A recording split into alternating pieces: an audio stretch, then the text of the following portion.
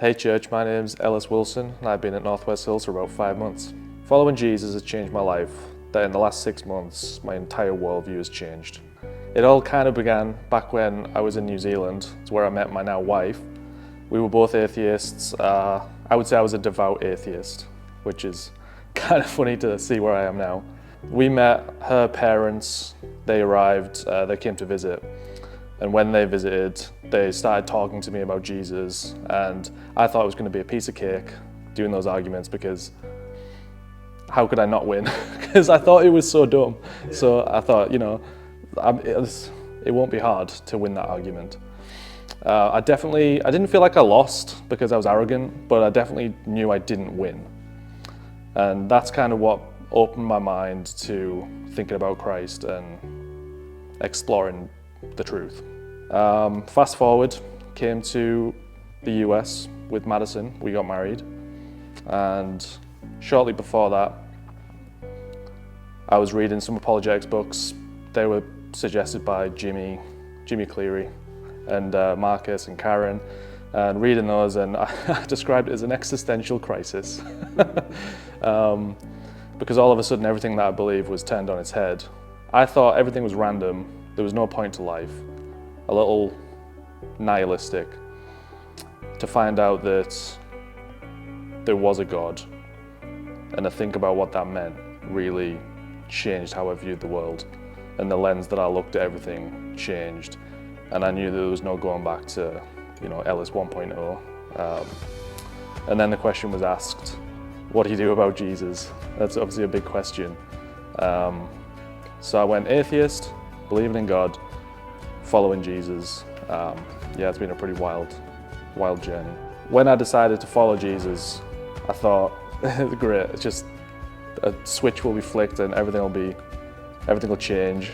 I'll be fixed. That's not what happened. I learned that it's an incremental process, and a lot of legwork needs to be done to fix me and change me. And I guess God's shown me in all the ways I'm broken and all the ways that I need Him. That's been the main thing so far. I've only been a follower for, 6 months now. I guess one thing that has really stood out to me was Josh's sermon about showing love and the heart following action, and that you don't follow your heart, the heart follows you. And that's really stuck with me, is because just acknowledging that God existed and that I want to follow Jesus didn't make me necessarily love God. And just the knowledge that I can, spend time in the Word, spend time in prayer, join a community group, doing those things, my heart will follow and begin to love God. And I've saw that happen, and it's been a noticeable change in my heart, which is awesome. That's great. So it's working. Yeah, following Jesus definitely changed my life, just by the change in my worldview. The lens that I look at the world now is completely different. Even as simple as I'm a big hiker, and going out on a hike, I'm not just looking at random trees, plants, I'm looking at God's creation. It puts things into perspective and gives me a real appreciation for God's creation. I'd say since following Jesus, the most recent example of how my life's changed, I just quit vaping. I was a smoker, a vapor, just quit. I don't think I could have done that without God. It took prayer, and it's just really cool how spending time in prayer, I was asking, I need help to quit this, and a book suggestion just came through the door. I read that book and then it's gone, which is really cool. Following God has been hard too. It's not all fairies and rainbows. God asks a lot of you, and I can even see that in my relationship with my wife. We've been married less than a year now, and it's difficult, but I know God's with me, and I know that I learn to trust God. I can get through those situations and difficulties together, and it's just it's an incredible hope.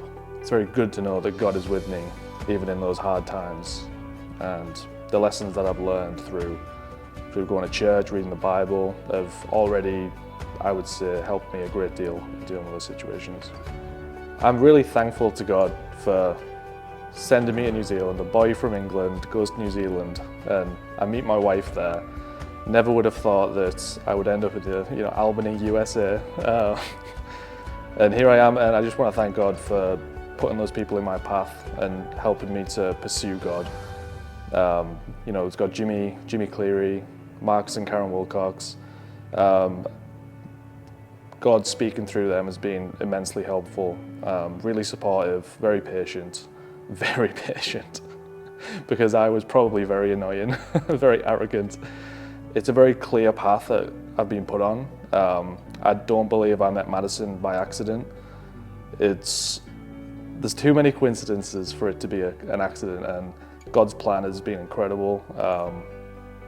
It's just really cool to see where I've come from and how I got here. And the greatest thing of all is now that I'm a believer and I'm saved. That's just really cool. I would say the biggest pieces of encouragement I can give to, I guess, people talking to other atheists who don't believe in God, is that I was a devout atheist.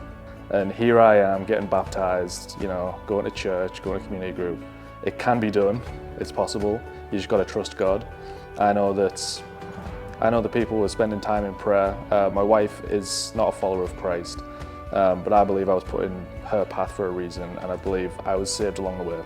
And for anyone who is a new Christian, I would just say you don't have to know everything, you don't have to know everything straight away. There's a lot you don't know. I feel like the more you know you don't know. Don't feel overwhelmed. Just keep praying, keep spending time in the Word, study the Bible. You'll be fine. Trust God.